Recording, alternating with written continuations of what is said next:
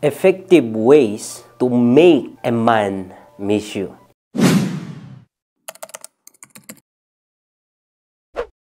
So, alam ko na marami sa inyong mga kababaihan ang nangangarap na sana'y mamiss kayo ng partner nyo. And ang palagi nyong ginagawa is that to do something outside yourself dahil yun ang akala mo na way para mamiss ka. Like for example, ano ba yung mga bagay na ginagawa mo outside yourself? Like giving too much, like gusto mo palagi kang nakabuntot sa kanya, gusto mo palagi kayong nag-uusap, gusto mo sa'yo lang yung kanyang mga mata, gusto mo ikaw lang yung maaaring magbigay ng kahit anong value sa kanya, like any gift sa kanya, gusto mo sa'yo lang nanggagaling, and to end up, walang nangyayari. Hindi ka namimiss.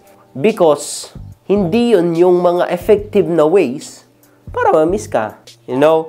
Kasi ang ginagawa mo, imbes na ikaw yung nakasakay sa kabayo, binubuhat mo yung kabayo.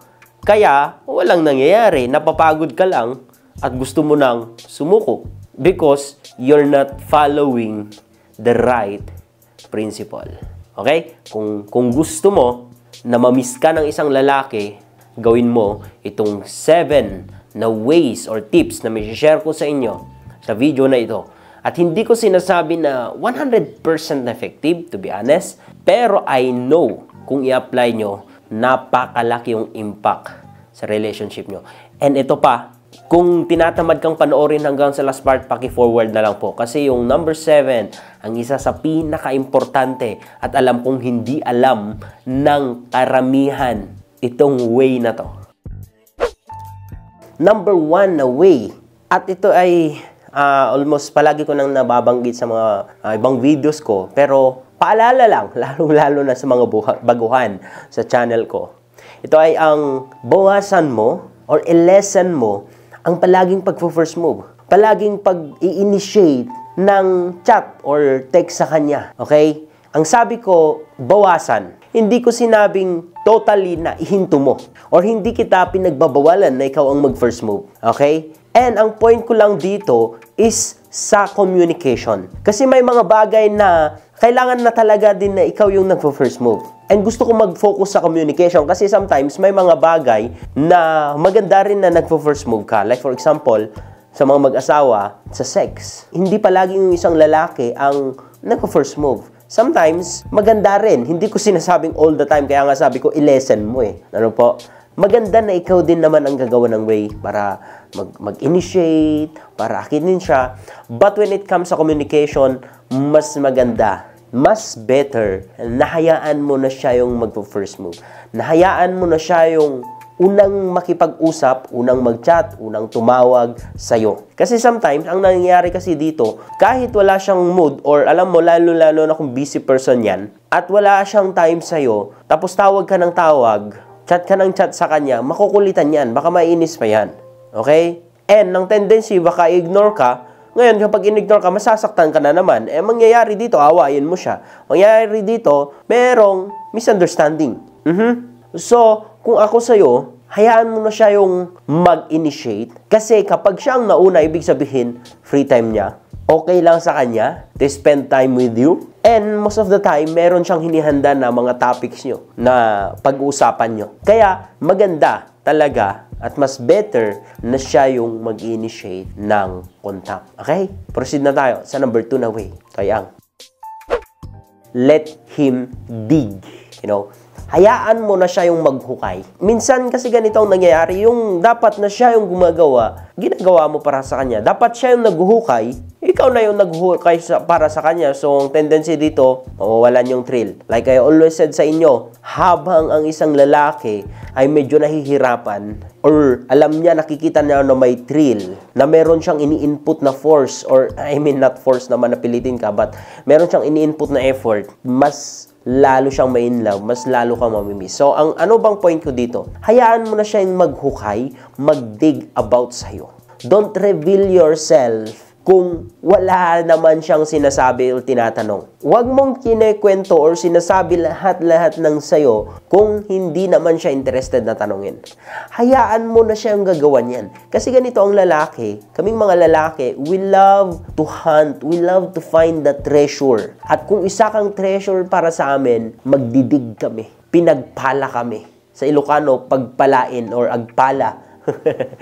Maghukay. Kasi alam namin na kapag kahit sobrang hirap ng maghukay, kung alam namin na may treasure doon, nag-e-enjoy kami. And in that way, mamimiss ka namin. So, don't reveal yourself kung hindi naman siya nagtatanong.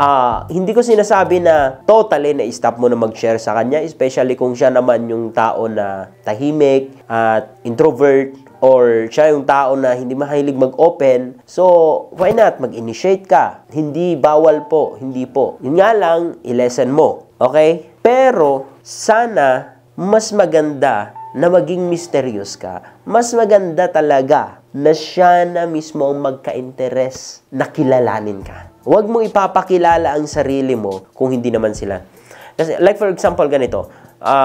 Kapag nag-apply ka ng trabaho, kapag ini-interview ka, kung hindi nila tinatanong, wag mong sagutin. Kung hindi nila tinatanong kung ilang taon ka na, wag mo nang sabihin. Because they're not interested. Sagutin mo kung ano ang tinatanong nila. Okay? So, hindi ko naman sinasabi na maging boring ka, especially sa relationship na kung nagtanong lang siya ay yun lang ang sagutin mo, wala nang chika-chika or wala nang Hindi. Hindi po ganun yung point ko, mga kaibigan.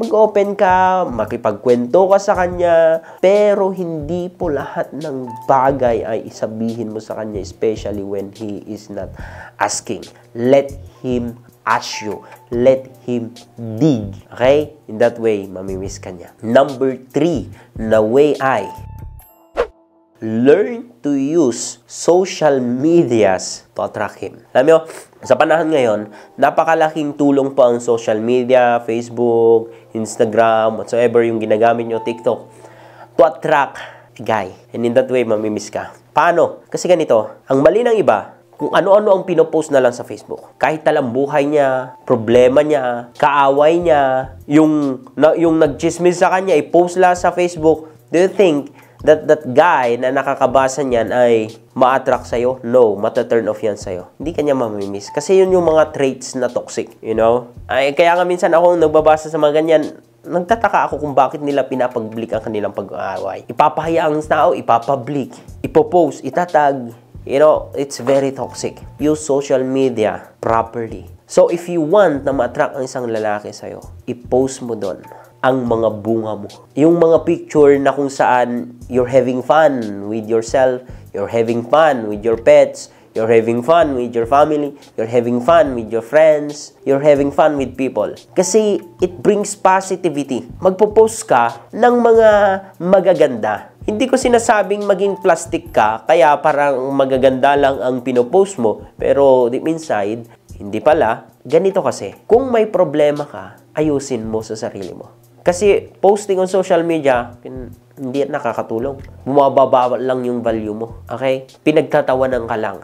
But, posting something like meron kang achievement sa buhay, nakagraduate ka, nakapagpatayo ka ng bahay, nakapagpundar ka ng negosyo, hindi ko sinasabi din na naman na mag-brag ka or magmayabang ka doon. But at least, i-post mo. Kung gusto mo, huwag mong lagyan ng caption, basta i-post mo lang. In that way, nagiging attractive ka sa isang lalaki. In that way, mas lalo siyang mag-e-effort to give you something. In that way, mas lalo siyang ma-attract na mag-dig pa ng dig about you. Kung sino ka. Wow, ang galing naman niya. Wow, ganito pala siya. Wow, makikita mo naman sa feedback niya. So in that way, nagagamit mo ang social media, hindi para makipag-away or hindi para i-post ang lahat ng problema mo, kundi para makita nila ang bunga mo. So, kasi ang problema, inaayos yan, hindi yan pinopost. Okay? So, next na way para ma-miss ka na isang lalaki, at this is very effective, ay put yourself first. You know, hindi kanyan mamimiss kung palagi kang nakabuntot sa kanya. Kung palaging ang una mong iniisip ay para sa kapakanan niya, para sa kanya, kung ano may bibigay sa kanya, kung ano kaya ang masasabi niya sa'yo, kung ano kaya ang, it's all about him. You know, hindi po kasalanan yun, okay? Hindi po kasalanan. Pero, very dangerous yung magiging bunga. You know, even the Bible says, love your neighbor as you love yourself. So, unang-una, mahalin mo muna ang sarili mo. Unang-una, priority mo muna ang sarili mo bago ang iba. Mag-toothbrush ka muna bago mo siya toothbrushan. Kasi once na binibigyan mo ng value yung sarili mo, na inuuna yung sarili mo, uunahin ka din ng ibang tao. Kasi once na siya yung palagi mong inuuna, I tell you, hindi man lahat, pero sigurado ako na karamihan ng mga lalaki, hindi ka uunahin, hindi ka ang maging priority, hindi ka mamimiss.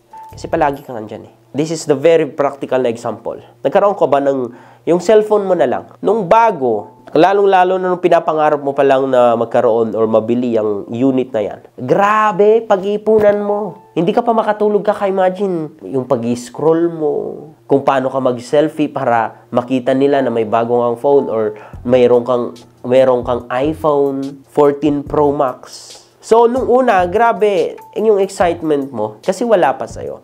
Pero nung tumagal na meron na sa'yo, palagi mong hawak, palagi mong kasama, pagdilat mo ng umaga, hawak mo na, tanghali, kumakain ka, hawak mo, matulog ka, bago ka matulog, hawak mo, nawawala yung value. Tama ba? Hindi mo na masyadong namimiss. It's very common na lang. Nandyan lang palagi. Samantalang nung bago, ay ayusin mo pati yung paglalagyan mo. Kung ilalagay mo sa magdahan-dahan. Pero ngayon, wala na. Pag uwi mo, nakita mo yung couch mo or yung upuan, bato mo na lang. Dati, dahan-dahan. Diba? Kasi yung value bumababa kapag palaging nandyan. So, in order para ma-miss ka or priority ka, put yourself first. Mag-gym ka, maging masaya ka, have fun with your friends, your family, your neighbor, whatsoever people you want to hang out with, have fun. Okay? Number 5, the way I. Intimacy. You know, in order para ma-miss ka na isang lalaki, you need to create intimacy. Kasi without intimacy, emotional intimacy, I mean, you know, anong mamimiss nila sa'yo? Di ba?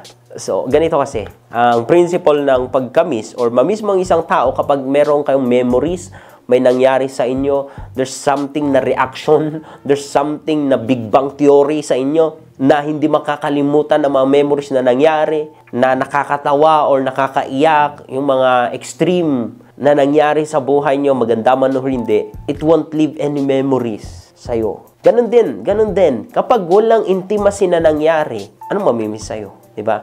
Kunwari yung tao, nakasalubong mo, okay? Hindi ka man lang nginitan, hindi ka man lang tinignan sa mata, kasalubong mo. Mamimiss mo ba? Hindi. Tama? Pero kung merong tao na, like for example, pagpasok mo sa office, merong napakaganda ng ngiti, pagkasalubong mo sa umaga, nakangiti, ginigreet ka ng good morning, tingnan mo pag nawala yan, mamimiss mo. Tama? Because may something. So, sa relationship, you need to create or dapat meron kang mga intimacy. Especially sa mag-asawa, na even kahit once a week na may nangyayari sa inyo or may sex inside marriage na nangyayari sa inyo, kung intimate naman, kung grabe naman, kung both of you ay nakontento, kung both of you ay nag-enjoy, kung both of you ay na-express yung talagang the best na feeling, yung saya, yan ay baon-baon mo para ma-miss mo. Ganon din. Don't forget physical intimacy, emotional intimacy, yung pag-o-open yun minsan, maganda yung may emotion kapag nag-uusap kayo. Not emotion naman to be angry, you know, but emotion that feels good, you know, in that way. Yan yung baon-baon niya para ma-miss ka. Okay? Kahit sino pang tutukso, kung talagang may intimacy sa inyo, wala lang mga yun sa kanya. Okay?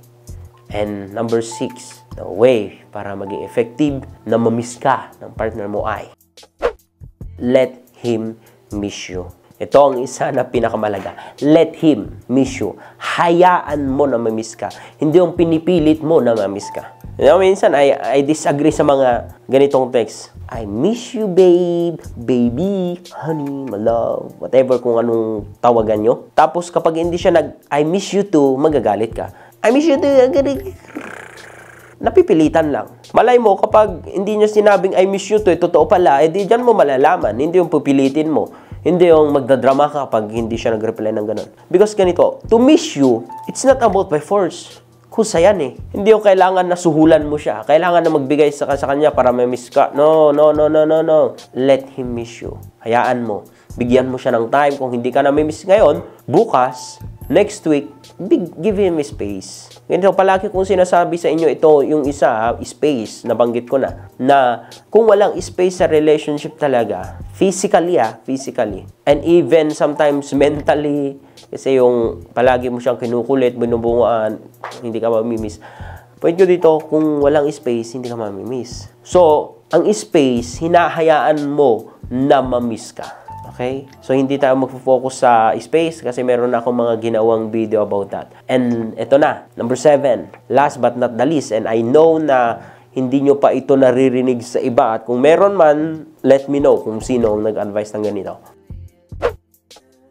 Set your vision and direction. You know? Teka. Pag-isipan ko kung paano pa ito explain. Ang isang relationship, hindi po ito nag-work because palagi kayong magkasama. Hindi po ito mag-work dahil sa maganda at sexy ka, guwapo at macho at may mga six-packs abs siya. Hindi pa nag-work. Hindi po ito nag-work dahil lagi kayong masaya. Hindi po ito nag-work dahil may sense of humor siya or ikaw. Hindi po ito nag-work dahil sa magandang estado nyo sa buhay. Financially ready kayo, no. Kasi marami, even mga artista, para mas sikat sila, na buwan pa or taon, ilang taon lang naghiwalay na. Magaganda at sexy, mga mayayaman, may kaya sa buhay. Pero bakit hindi nag-work? Ganito. Ang relationship, tandaan nyo, that merong purpose yan. May vision yan. May assignment yan. Ibig sabihin may direction. Even in the beginning, si Adam ginawa. And then after that, binigay ni Lord si Eve para meron siyang maging kasama. Makikita nyo, merong assignment na nangyari. So, itong vision na ito, make sure na may vision ka sa buhay mo so that ang relationship na buuin nyo ay makakatulong dito. Okay? Like for example, mas maganda sana kung lalaki makakapanood sa video nito. Kasi ang lalaki may vision yan, ang role mo na babaeng responsibility mo is to help him. Is to lift him up when he's down. Dapat may vision. Kapag may vision kasi, in that way, meron kayong ginagawa. Meron kayong ginagawa sa buhay except sa palaging I love you. Meron. Kung ang vision yung dalawa is to get rich, maging mas magandang buhay, in that way, may direction na kayo. Okay? Kasi alam nyo na, may vision na kayo. Meron na din kayong direction para maging mayaman. So, maghanap kayo paano tayo maging mayaman. In that way, dyan kayo nagkakaroon ng bonds, connection. So, maliban sa emotional connection, maliban sa intimacy, sa sex intimacy, meron pang ibang bagay na pinagfufokusan nyo. In that way, malelesen yung pagkaumay. In that way, kung malelesen yung magkaumay, mas tataas yung pagkamis nyo sa isa't isa. Kasi may vision kayo eh. Meron kayong ginagawa. Alam nyo yung assignments nyo. Ito ang problema sa panahon ngayon. Kasi maraming tao, even tumatanda na hindi pa alam ang direction sa buhay. Hindi pa alam ang vision. Kaya hindi mo alam kung anong direction, kung saan pupunta, anong gagawin sa buhay, anong plano sa buhay. Well, nothing. That's the problem. But if you know your vision, magkakaroon ka ng direction. And that way, kung nag-focus kayo doon, magtutulungan kayo doon, nagsusuportahan kayo doon, diyan nagkakaroon ng tunay na relationship. May dahilan na yung relationship. May purpose na. Magiging effective at mag-work yung relationship. Kasi sometimes, ngayon, hindi nila alam ang point ng relationship. Pinapasok na lang ang relationship dahil maganda at gwapo, lalong-lalo ng mga kabataan. Pinapasok na lang ang relationship dahil crush. Pero, after that, nga. Why? Because they don't know what is a relationship. Okay? So, kung alam mo ang purpose ng relationship, magkakaroon ka ng vision at direction. In that way, mas magkakaroon kayo ng intimacy, deep na connection. I hope na nakatulong itong video na to. Maraming salamat po sa inyo. Ingat po kayo palagi and God bless you.